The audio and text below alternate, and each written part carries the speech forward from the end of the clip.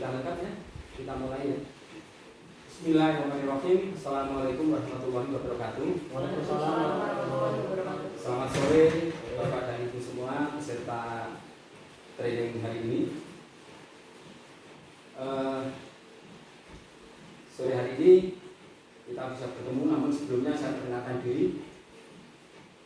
Nama saya Hadi Mulyono. Seperti di dalam monitor ini, itu adalah identitas saya. Saya dari PT Bank Maybank Indonesia. Itu nomor HP dan alamat email saya. Perlu setelah itu nomor HP kenapa kok isinya tanggal? Oh iya, terima kasih. Ini hanya sebagai pancingan. Apakah Bapak Ibu memperhatikan apa yang saya tulis apa enggak? Terima kasih Mas Basuki, Mas Siki ya. Ya. Oke, makasih Mas Siki. Bapak dan Ibu semua, dari 15 peserta kelihatannya sudah lengkap semua. Ya. Kita bisa lanjutkan.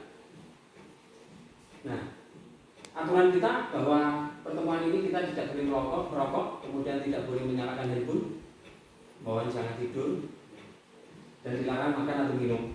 Itu. Nah, saya ingin tanya dari gambar ini apa yang ada di pikiran Bapak dan Ibu semua. Di sini ada transfer dana, ada dokumen yang ditumpuk dan ada uang dokumen. Bukan transfer uang. Oh, oke. Terus ada lagi? Bukan dokumen. Betul sekali. Jadi itulah yang akan menjadi pokok bahasan kita. Jadi kita akan membahas metode mengaksi dokumen terkait transaksi transfer. Itu. Nah, tujuan daripada training ini adalah peserta dapat menjelaskan cara mengaksi dokumen.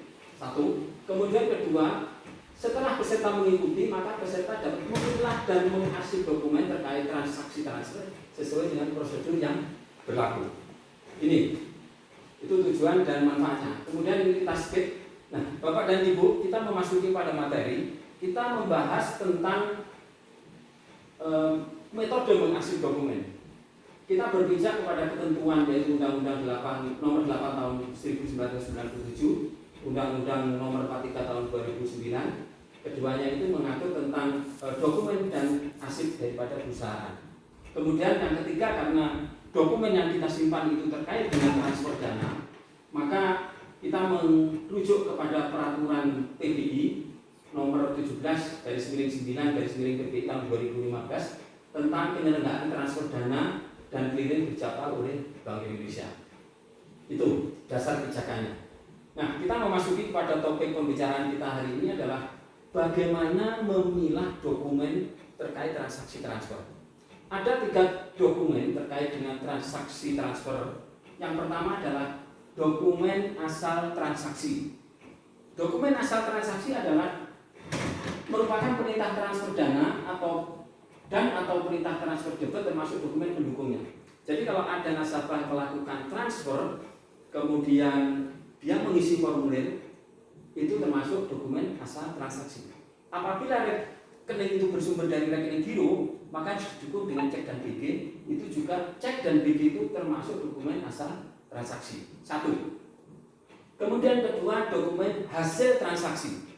Ketika bank menjalankan transfer, instruksi transfer, maka ada dokumen hasil transaksi. Bisa berupa MT103, MT199 itu kalau transfernya dalam bentuk valuta asing, atau itu bisa berupa data atau bisa berupa laporan rekapitulasi transfer dana. Ini biasanya berupa laporan-laporan. Itu merupakan dokumen hasil transaksi. Kemudian yang ketiga adalah dokumen hasil rekonsiliasi.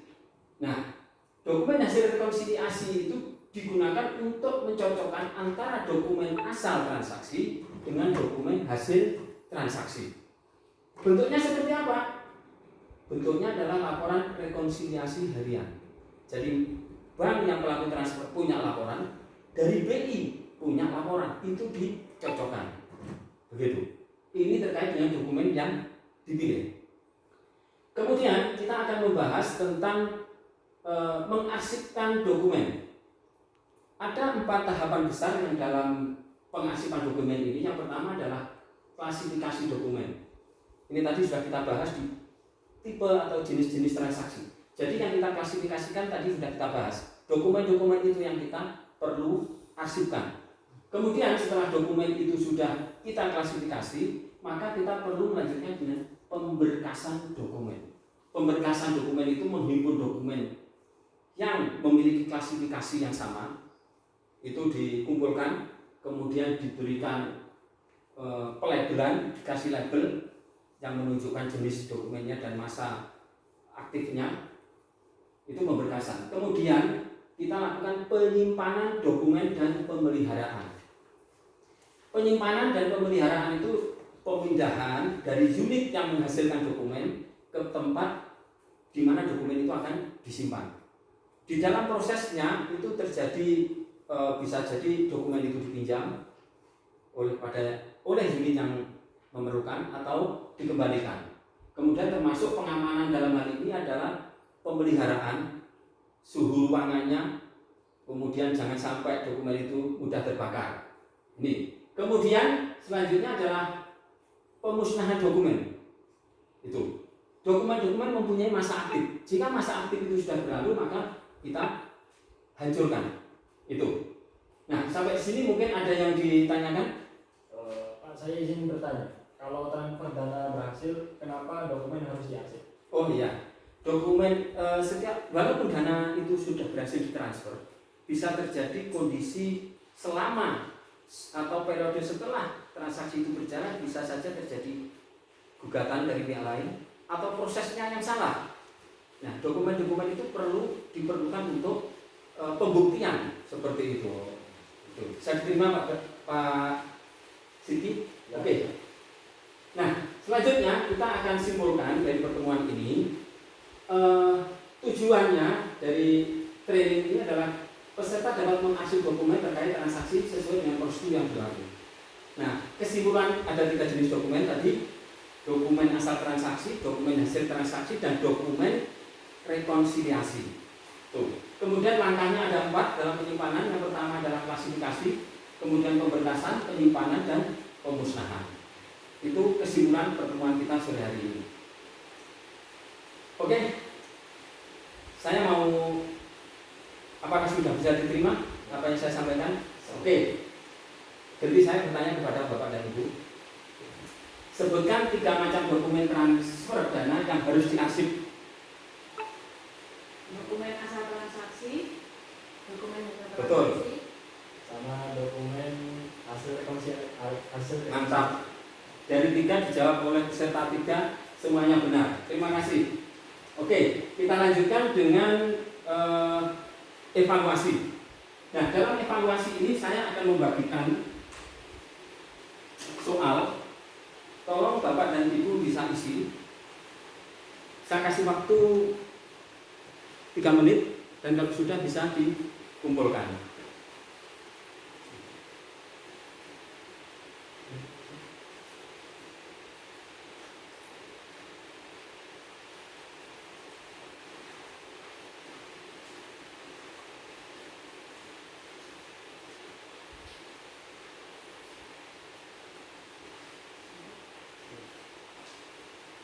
Oke, cukup?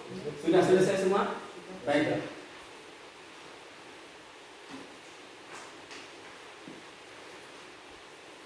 Bapak Ibu, tidak ada remedi dalam ujian ini ya. Tapi Bapak Ibu jangan takut untuk tidak lulus. Karena kita mempelajari, penilaian kita itu mulai dari proses dan tidak hanya tergantung kepada hasil evaluasi ini aja. Oke, terima kasih Bapak Ibu atas kehadirannya. Semoga apa yang kita sampaikan ini bisa bermanfaat dalam pekerjaan Ibu sehari-hari. Terima kasih. Assalamualaikum warahmatullahi wabarakatuh. Waalaikumsalam warahmatullahi wabarakatuh.